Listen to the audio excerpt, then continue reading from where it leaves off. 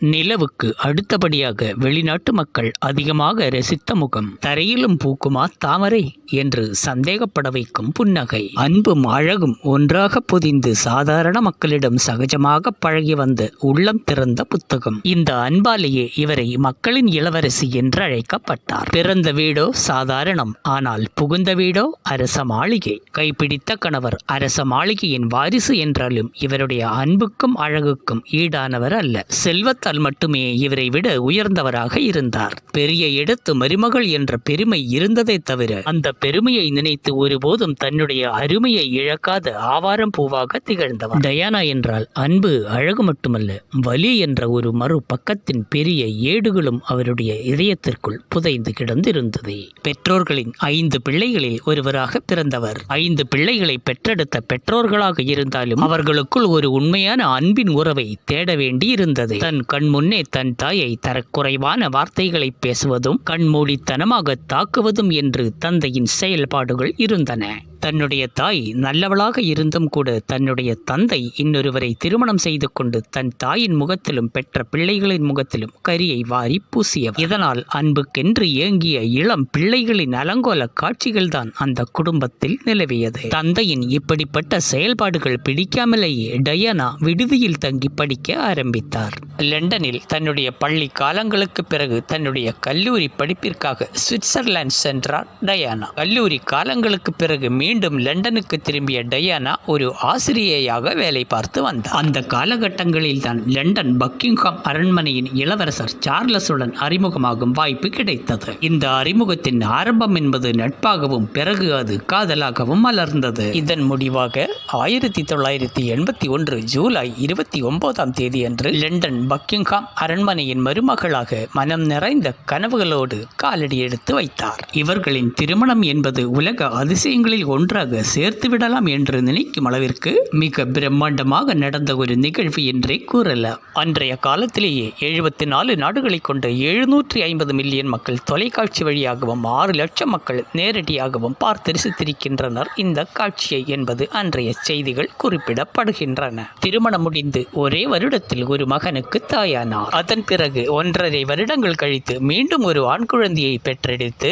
2 குழந்தைக்கு தாய் என்ற பெருமையை அடைந்தார் இளவரசி டயானா. பெற்றோர்களிடம் தனக்கு கிடைக்காத அன்பையும் பரிவையும் தன் பிள்ளைகளிடம் அள்ளி தெளித்து வளர்த்தார். இப்படி சந்தோஷமாகத்தான் வாழ்க்கை நகர்ந்து கொண்டிருந்தாலும் அந்த மகிழ்ச்சி என்பது அவருக்கு அதிக நாள் நீடிக்கவில்லை என்று தான் சொல்ல வேண்டும். என்னுடைய திருமணத்திற்கு முன்பு அரண்மனைக்குள் ஒரு விருந்தாளியைப் போல பல தடவை வந்து சென்றபோது கிடைத்த அனுபவம், ஒரு மருமகளாக அரண்மனைக்குள் சென்ற பிறகு அப்படிப்பட்ட சந்தோஷங்கள் முற்றிலும் நிராகரிக்கப்பட்டதாக தன்னுடைய பத்திரிகை பேட்டிகளில் பல தடவை இவர் குறிப்பிட்டிருக்கிறார். ஆனால் வெளியில் செல்லும் இடங்களிலாகட்டும் அது முற்றிலும் மாறுபட்டு இருந்தது. பொதுமக்களிடம் இளவரசர் சார்லஸுக்கு கிடைக்கும் மரியாதையை விட டயானாவுக்கு தான் அதிக வரவேற்பு இருந்தது. இது இளவரசர் சார்லஸை பொறுத்தவரைக்கும் மனதளவிற்கு சற்று வருத்தமாகத்தான் இருந்தது என்றே சொல்ல வேண்டும். இப்படி தன்னுடைய பிள்ளைகளிடம் செலவழித்த நேரங்களையும் பொதுமக்களை சந்தித்த பொழுதுகளையும் தவிர மற்ற எதுவுமே தன்னுடைய அரண்மனை வாழ்க்கையில் தனக்கு இன்பத்தை கொடுக்கவில்லை என்றும் குறிப்பிட்டிருக்கிறார். அது மட்டுமல்ல, இளவரசர் சார்லஸ் அவர்கள் டயானாவை திருமணம் செய்வதற்கு முன்னதாகவே கமீலா என்ற ஒரு பெண்மணியை காதலித்து வந்திருக்கிறார். டயானாவை திருமணம் செய்து கொண்ட பிறகும் இந்த காதல் மறுமலர்ச்சி அடைந்ததால் இந்த காதல் விவகாரம் என்பது டயானாவை பெரும் மன உளைச்சலுக்கு ஆளாக்கிவிட்டது. இதை தவிர டயானாவின் நிச்சயதார்த்த தருணங்களில் டயானாவுக்கும் சார்லஸுக்கும் இருந்த காதல் சுவாரஸ்யங்களை பற்றி பத்திரிகையாளர்கள் கேள்வி கேட்டுக் கொண்டிருந்தார்கள். அந்த நேரத்தில் இடையில் குறுக்கிட்டு இளவரசர் சார்லஸ் அவர்கள் டயானாவை பார்த்து, காதல் என்றால் என்ன என்று பத்திரிகையாளர்கள் முன்பாகவே ஒரு முரண்பாடான கேள்வியை கேட்டார். இப்படிப்பட்ட கேள்வியை சற்றும் எதிர்பாராத டயானா அவர்கள் அந்த நொடி பொழுதிலேயே தன்னுடைய பாதி உயிர் கரைந்து விட்டதாகவும், இதை கூட தெரியாமலா என்னை காதலித்து நிச்சயதார்த்தம் வரை கொண்டு வந்து உட்கார வைத்திருக்கிறார்கள் என்றும் தன் மனதிற்குள் அழுது புலம்பியதை பற்றி பிறகு ஒரு நாளில் பத்திரிகையாளர்களிடம் கொட்டி தீர்த்தார். இதை தவிர இவர்களுடைய திருமண நிகழ்வுகளின் போது இளவரசர் சார்லஸ் அவர்களின் தந்தை ஒரு விஷயத்தை குறிப்பிட்டிருந்தார். அது என்னவென்றால், உங்களுக்கு இந்த திருமண வாழ்க்கை ஒத்துவரவில்லை என்றால் நீங்கள் 5 வருடங்களுக்கு பிறகு பிரிந்து விடலாம் என்று ஒரு அபசகுனமான வார்த்தையை விட்டு டயானாவின் மனதை கலங்கடித்திருக்கிறார். இது பெரிய இடத்து சம்பந்தமா இல்லை பிரியும் இடத்து சம்பந்தமா என்று அன்றைய தினமே டயானா குழம்பிய குட்டை அறைக்குள் தத்தளித்துக் கொண்டார். மனதில் ஒரு விஷயத்தை மறைத்து வைத்துக் கொண்டு நடக்க தெரியாத டயானா அவர்கள் பத்திரிகையாளர்களின் சந்திப்பின் போது இந்த விஷயத்தையும் போட்டு உடைத்தார்.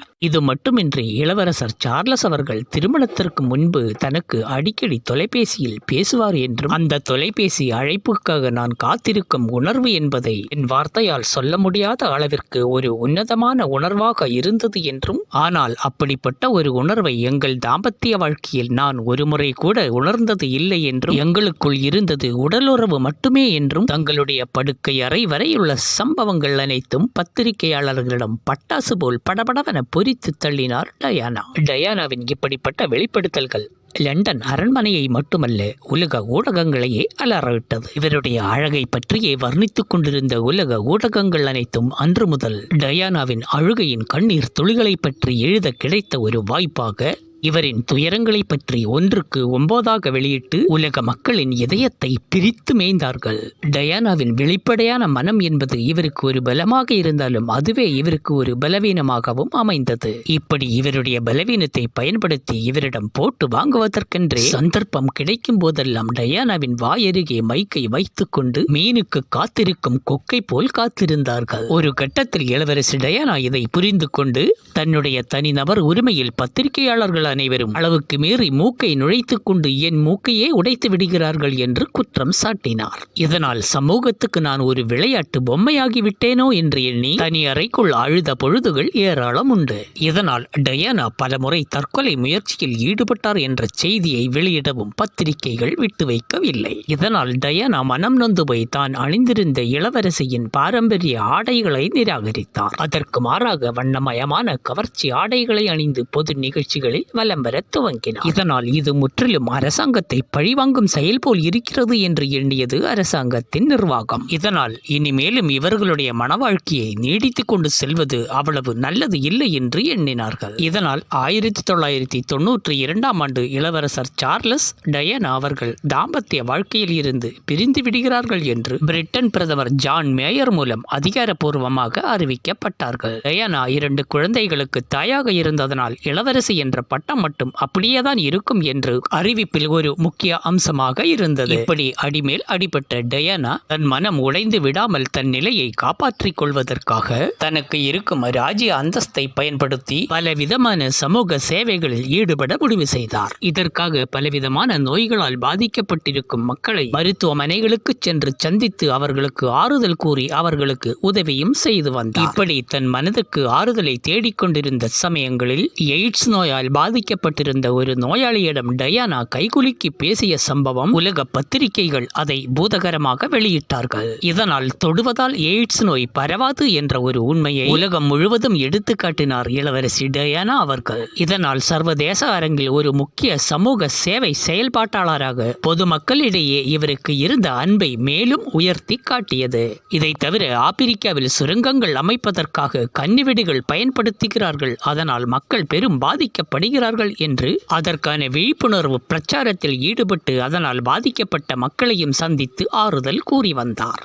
மேலும் இளவரசி டயானா அவர்கள் முக்கிய தருணங்களில் அணிந்திருந்த பெரும் விலை மதிக்கத்தக்க ஃபேஷன் உடைகளை எல்லாம் ஏலத்துக்கு விட்டுவிட்டு அதன் மூலம் கிடைத்த பணத்தை எல்லாம் தொண்டு நிறுவனங்களுக்காக உதவி செய்தார். இப்படிப்பட்ட சந்தர்ப்பங்களில் தான் அன்னை தெரசாவை சந்திப்பதற்காக இந்தியா வந்தார் டயானா. காதல் கோட்டையான தாஜ்மஹாலில் அமர்ந்து ஜோடியாக புகைப்படம் எடுப்பது என்பது உலக பொது விதிகளில் ஒன்று. ஆனால் உலகமே காதலிக்கும் இளவரசி டயானா மட்டும் தனியாகவே அமர்ந்து தன்னை புகைப்படம் எடுத்துக்கொண்டார் என்பது மனதிற்கு வேதனை அளிக்கக்கூடிய ஒரு விஷயமாகவே இருந்தது. இப்படி தனிமையின் சிரமங்களை தாக்குப்பிடிக்க முடியாமல் அன்புக்காக ஏங்கி சில நட்பு வட்டங்களை தேடிச் சென்றது என்னவோ உண்மைதான். ஆனால் அதுவே அவருடைய வாழ்க்கையின் இறுதி அத்தியாயத்தை எழுதும் என்பது அன்று டயானாவால் உணர்ந்து கொள்ள முடியவில்லை. இப்படித்தான் எகிப்து நாட்டின் மிகப்பெரிய செல்வந்தரும் சினிமா பட தயாரிப்பாளருமான டோடி அல்பகத்துடன் ஏற்பட்ட நட்பு இவருடைய உயிருக்கே உலை வைத்தது. இப்படி பாரிஸில் இருக்கும் டோடிக்கு சொந்தமான ஒரு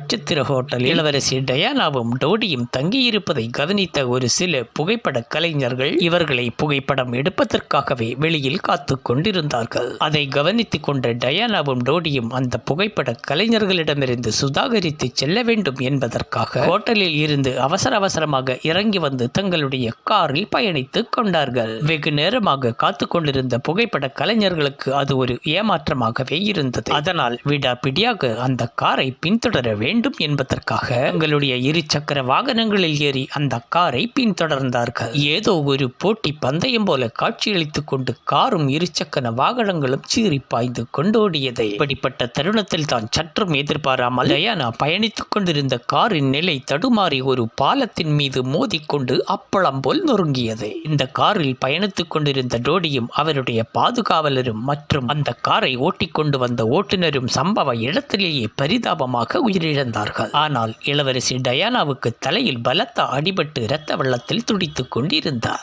அவசரமாக டயானாவை தூக்கிக் கொண்டு மருத்துவமனைக்கு சென்றாலும் மருத்துவர்களின் தீவிர சிகிச்சையும் பலன் கொடுக்காமல் 2 மணி நேரங்கள் கழித்து டயானாவும் மரணமடைந்தார். இந்த செய்தி உலக மக்களிடையே பெரும் அதிர்ச்சியை உருவாக்கியது. டயானாவின் மரணம் என்பது எதேச்சையாக இப்படி நடந்த ஒரு சம்பவம் என்றாலும் இதை டயானாவின் ரசிகர்கள் ஏற்றுக்கொள்ள மறுத்தார்கள். இது எதேச்சையாக நடந்த சம்பவம் இல்லை என்றும் திட்டமிட்டே டயானாவை கொலை செய்யப்பட்டார்கள் என்றும் பரபரப்பான செய்திகள் பத்திரிகைகளை அலைகழித்துக் கொண்டிருந்தது. இப்படி 1997 ஆகஸ்ட் 31 நடந்த இந்த சம்பவத்தால் லண்டன் மக்கள் நிலைகுலைந்து போனார்கள் என்றே சொல்லலாம். லண்டன் அரண்மனையின் ராஜ்ய ரகசியங்கள் அனைத்தும் டயானா தெரிந்து வைத்திருப்பதால் அரசாங்கத்தாலேயே பழிவாங்கப்பட்டு கொலை செய்யப்பட்டார் என்ற ஒரு பழி நிலவி வந்தாலும் இந்த வழக்கின் விசாரணை முடிவின் தீர்ப்பு என்பது இந்த காரை ஓட்டி வந்த ஓட்டுநர் மது அருந்திவிட்டு ஓட்டியதால் தான் இந்த விபத்திற்கு காரணம் என்றும் இறுதி தீர்ப்பின் செய்தி குறிப்புகள் குறிப்பிடப்படுகின்றன. இருந்தாலும் ஒரு அழகு தாமரையின் அகால மரணத்தை மனதளவில் ஏற்றுக்கொள்ள முடியாமல் இதை பற்றியான சந்தேகங்களும் சலசலப்புகளும் இன்று உலக மக்களின் இதயங்களில் உலாவிக் கொண்டுதான் இருக்கின்றன.